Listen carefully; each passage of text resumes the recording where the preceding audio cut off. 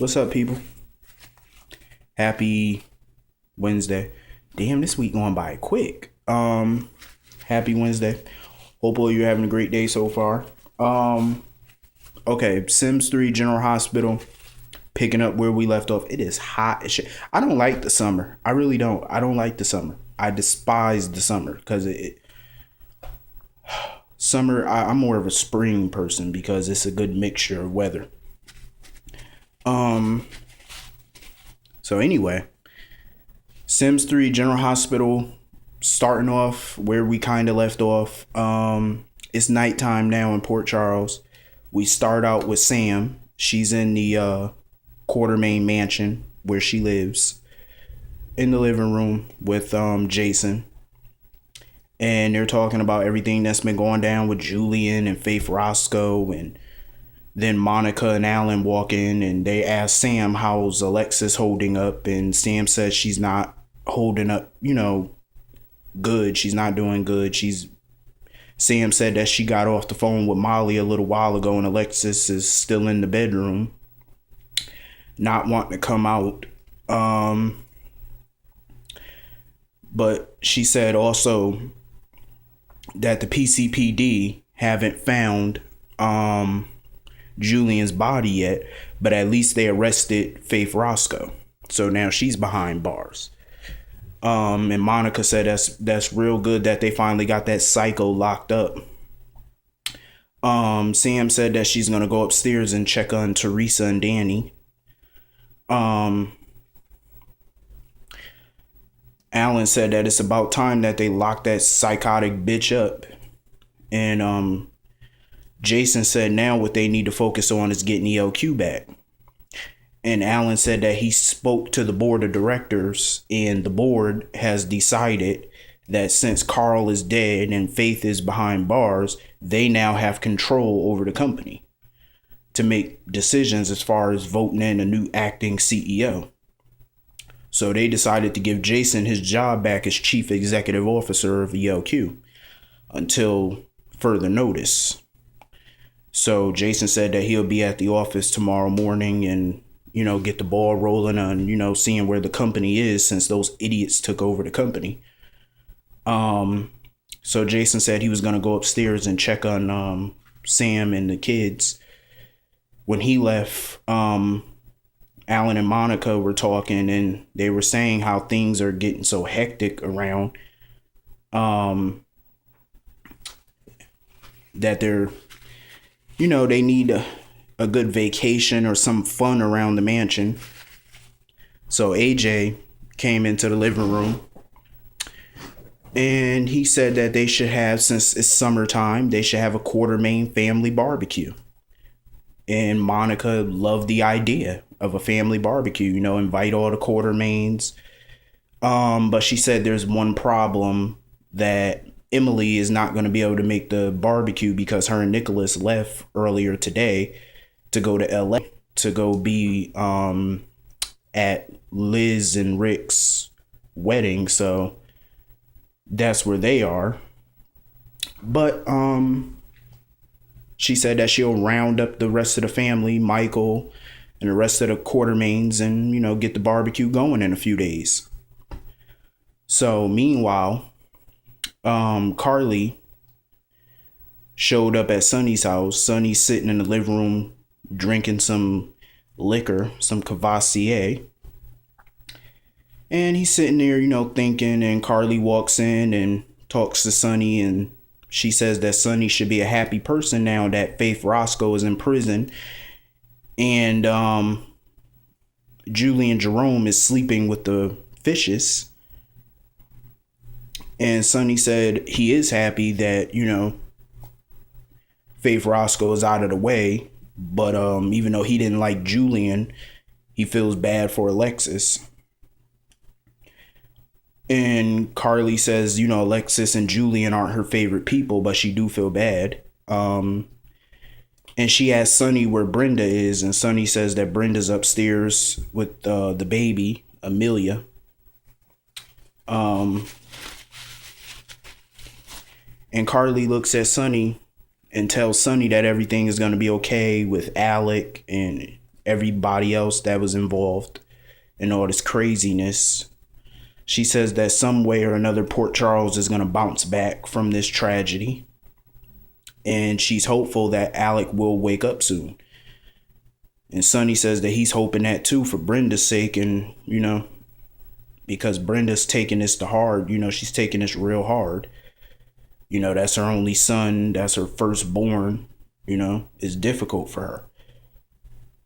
So Carly pours herself a drink, and her and Sonny toast to everything getting back to normal and the survival of Alec, and he wakes up from this horrible coma. Meanwhile, back at the Metro Court, at the restaurant, Scott is in Luke's face, and Luke wants to know why the hell Scott is back in Port Charles, and Scott says that he's in town representing a client, and he came to see his daughter Serena to check in on her, to see how she's doing. And Luke tells him, why don't he go crawl back under his hole? And Laura, stops the two of them from acting like children and tell them to get a grip. So Scott, he leaves, but before he leaves, Serena and Michael come in, and, Serena was surprised to see her father and happy. And she says that she's at the Metro Court with Michael, to have a little dinner date. And Scott says that he don't want to interrupt, so he'll just catch up with Serena tomorrow. So he kisses her goodbye. Luke is fed up, so him and Laura leave to go home. Michael and Serena, they sit down. They order steaks and wine. And, they just start talking. And, Michael is relieved that Faith Roscoe is in prison, so hopefully now the Quartermains can get the family company back. Serena says that, she hopes that his family gets their company back, and she says that she's sorry about his stepbrother, Alec, and so they kiss and they eat, and Michael says that he has a little gift for Serena. So he pulls out a black box. She opens it. It's rings in the box, but it's not that kind of ring. It's diamond earrings that's in the box. And she was real happy. She hugged Michael. She was ecstatic. Meanwhile, back at Casa de Michael and Morgan's condo, Morgan is having dinner with Amanda, his girlfriend. And Morgan asks her, why don't she talk about her family much? And Amanda says that, there's not really much to say about her father, except that he's this controlling, powerful, rich oilman. He's in the oil business in Texas.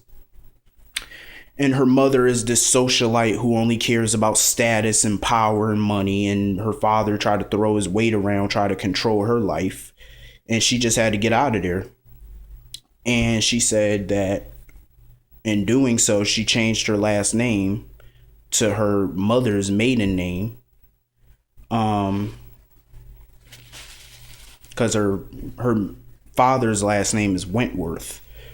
So she changed her last name to Rollins, her mother's maiden name.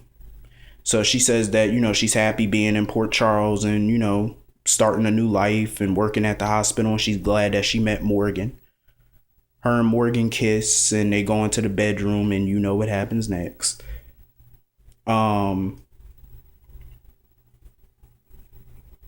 So Michael and Serena, they decide to get a room at the Metro Court and do the do.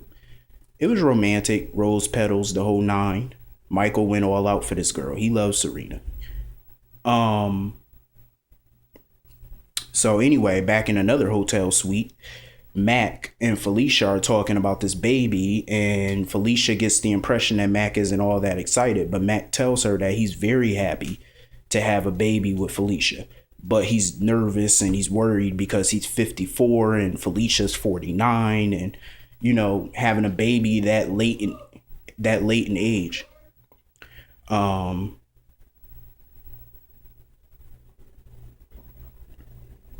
To have a baby that late in age.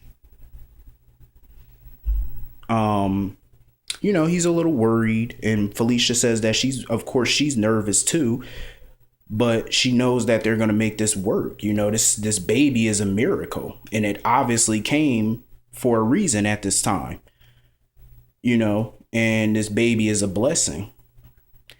And she says that, she plans on telling the rest of the family. She plans on telling Maxie when she comes back from her honeymoon tomorrow.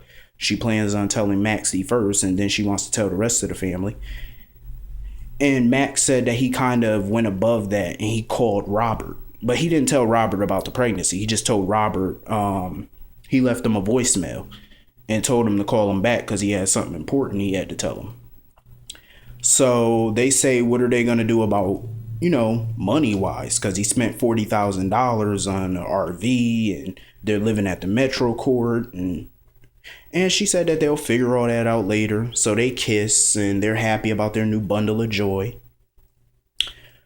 So anyway, Robin and Patrick are at their house having dinner since,